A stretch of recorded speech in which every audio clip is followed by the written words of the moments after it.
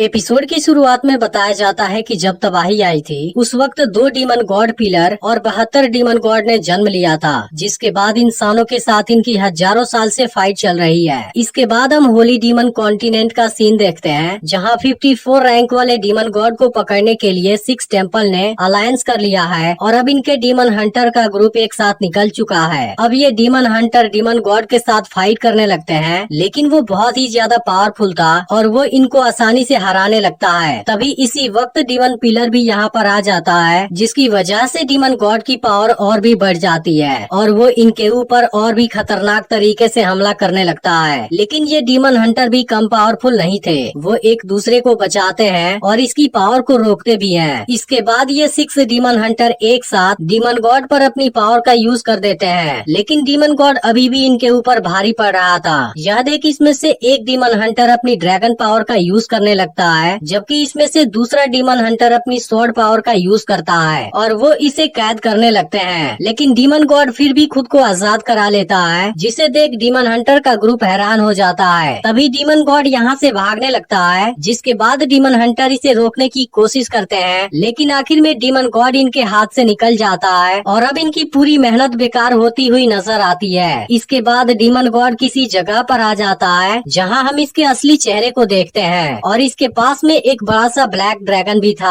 तभी इसका पीछा करते हुए डीमन हंटर का ग्रुप भी यहाँ पर आ जाता है और अब इनको पता चलता है कि यह डीमन गॉड तो असल में डीमन एम्परर है, जो आज खुद इनके साथ फाइट करने आ गया है। लेकिन ये 6 डीमन हंटर अभी भी नहीं रुकते और डीमन एम्परर का सामना करने चले जाते हैं। लेकिन तभी डीमन एम्परर किसी अजीब सी पावर का यूज कर देता है, जिसके सामने ये सभी डीमन हंटर कमजोर पड़ने लगते हैं। इसके बाद बताया जाता है कि डीमन को यहाँ आए 6000 साल से भी ज्यादा हो गया और इंसान इतने समय से लगातार हजारों सालों से इनके साथ फाइट कर रहा था, लेकिन वो आखिर में फेल हो गया। फिर भी इंसानों के अंदर हार नहीं मानने की क्वालिटी होती है, इसलिए इसमें से एक डीमन हंटर अपने ड्रैगन पावर का यूज करने लगता है, जिसकी पावर बहुत ही ज्यादा खतरनाक लग रही थी, क्योंकि वो किसी भी कीमत पर पीछे नहीं हटना चाहता था। इसके बाद इसकी बॉडी पर एक पावरफुल आर्मर आ जाती है और वो अपने बहुत से क्लोन के साथ डीमन एम्परर की ओर जाने लगता है और फिर उस पर एक पावरफुल अटैक कर देता है। लेकिन डीमन एम्परर इस बार भी इसे बुरी तरह से जख्मी कर देता है और इस पर खतरनाक तरीके से हमला कर देता है। लेकिन इसके बावजूद भी डीमन हंटर हार नहीं मानता। तभी अचानक से डीमन एम्परर इस पर अपने ड्रैगन से अटैक कर देता है और खुद यहाँ से गायब हो जाता है, जिसे देख सब हैरान हो जाते हैं और किसी को समझ नहीं आता डीमन एम्परर अचानक से चला क्यों गया। लेकिन फिर बताया जाता है इसी के साथ उस दिन एक और भी अजीब सी घटना हुई थी, जहाँ लॉन्ग सिन्यू की वाइफ बाईयू भी रहस्यमय तरीके से गायब हो गई थी। फिर हम देखते हैं कि वहाँ पर कुछ डीमन आए थे और बाईयू से कहते हैं कि अब आपको चलना होगा, क्योंकि डीमन एम्परर आपसे मिलना चाहते हैं। और अब उसके जाने की वजह से इंसानों की दुनिया में कुछ समय के लिए शांति हो जाती है। लेकिन इसी के साथ डीमन और इंसान के तकदीर में भी कुछ बदलाव हो गए थे, क्योंकि उस रात डीमन एम्परर के आने की वजह से उसने अकेले ही रहने की इच्छा की। लेकिन फिर भी जिस दिन सवेरा होगा उस वक्त ईस्ट डायरेक्शन में एक स्टार चमकने लगेगा।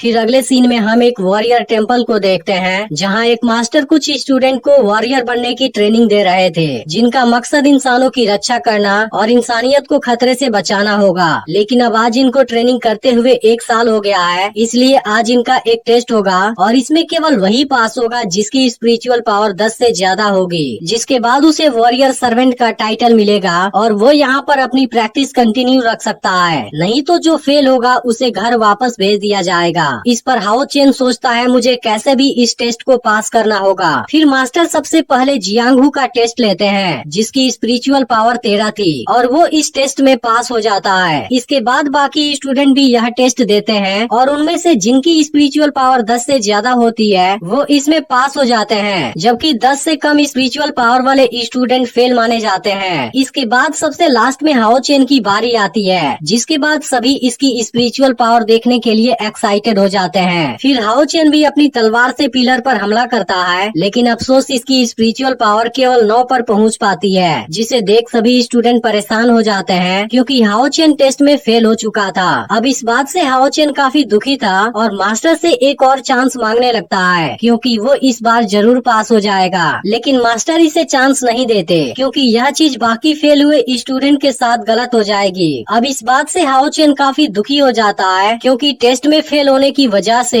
इसका सारा वेपन वापस ले लिया जाएगा और अब उसे स्पिरिचुअल लिक्विड भी नहीं मिल पाएगी। इसके बाद हाओ चेन इनके सामने घुटने टेक देता है और दूसरा चांस मांगने लगता है, क्योंकि हाओ चेन किसी भी हालत में यह टेस्ट पास करना चाहता है और डिस्क्रिमिनेशन फेस्टिवल में इसका रुकना जरूरी है। अब यह देखते ही स्टूडेंट मास्टर से हाओ चेन को एक और चांस देने की रिक्वेस्ट करने लगते हैं, क्योंकि सब जानते हैं कि हाओ चेन सबसे ज्यादा मेहनत करता है और उसने इनको भी टेस्ट में पास करने में मदद की थी। इस तरह से अब सभी स्टूडेंट इसके सपोर्ट में खड़े हो जाते हैं, लेकिन मास्टर भी अच्छे से जानते हैं हाओ चेन शुरुआत से ही सबसे ज्यादा मेहनत करता है और वो ट्रेनिंग पूरी करने के लिए अपनी जी जान लगा देता है। इसके बाद मास्टर सभी को शांत कराते हैं और हाओ चेन को दूसरा चांस देने के लिए तैयार हो जाते हैं, लेकिन इसके लिए उसे जियांगहू के साथ फाइट करना होगा और उसे हराना होगा। इसके अलावा बाकी फेल हुए स्टूडेंट को भी यह चांस मिलेगा। यह सुनते ही हाओ चेन सभी को थैंक यू बोलता है और अब सभी बहुत ज्यादा खुश हो जाते हैं। इसके बाद हाओ चेन जियांगहू के साथ फाइट करने के लिए तैयार हो जाता है। फिर इन दोनों के बीच में फाइट शुरू हो जाती है और हाओ चेन जियांगहू के साथ बहुत शानदार तरीके से फाइट करने लगता है, जिसे देख मास्टर भी हैरान होते हैं, क्योंकि हाओ चेन की बैटल स्किल काफी अच्छी थी और लास्ट में वो जियांगहू को दूर फेंक देता है। इसके बाद वो पिलर पर हमला करता है, जहाँ अब इसकी स्पिरिचुअल पावर 11 हो गई थी और अब इस बात से सब काफी खुश हो जाते हैं और यह देख मास्टर भी हैरान हो जाते हैं, क्योंकि इस बार तो हाओ चेन की स्पिरिचुअल पावर इतनी ज्यादा बढ़ गई, जबकि पिछली बार तो बहुत कम थी। इसके बाद बाकी के स्टूडेंट भी जियांगहू को चैलेंज करते हैं। तभी हम यहाँ के जंगल में एक लड़की को भागते हुए देखते हैं, जिसके पीछे कुछ बिस्ट लगे हुए थे, लेकिन लड़की भी टैलेंटेड थी। वो खुद को इनके अटैक से बचाती है और बीच बीच में इनका बैंड भी बजाती है। तभी कुछ बिस्ट इसके काफी नजदीक आ जाते हैं, जिसके बाद लड़की एक वेपन से इनको मारना शुरू कर देती है, लेकिन इस दौरान एक बिस्ट इसके पैर पर पंजा मार देता है और वो इसके ऊपर भारी भी पड़ने लगता है। अब यह देखते ही लड़की तेजी से ऊपर की ओर भागती है, जहाँ इसे वॉरियर टेम्पल नजर आता है, लेकिन तभी बिस्ट फिर से लड़की पर हमला कर देते हैं। इसके बाद हम फिर से वॉरियर टेम्पल का सीन देखते हैं, जहाँ पास हो गए स्टूडेंट बहुत खुश थे और यहाँ उन सभी के पेरेंट्स भी उनसे मिलने आए थे, लेकिन हाओ चेन अकेले ही खड़ा हुआ था और उदास होकर इनको देख रहा था। लेकिन तभी मास्टर इसके पास आते हैं और इसे स्पिरिचुअल लिक्विड देते हैं, जिसके पीने से इसकी स्ट्रेंथ और स्पिरिचुअल पावर दोनों बढ़ेगी। फिर पूछते हैं क्या तुम इसे रोजाना पीते हो, क्योंकि तुम्हारी बैटल परफॉर्मेंस तो बहुत अच्छी है, लेकिन तुम जितनी मेहनत करते हो उसके हिसाब से तुम्हारी स्पिरिचुअल पावर इतनी कम नहीं होनी चाहिए थी। लेकिन हाओ चेन कुछ भी नहीं बोलता।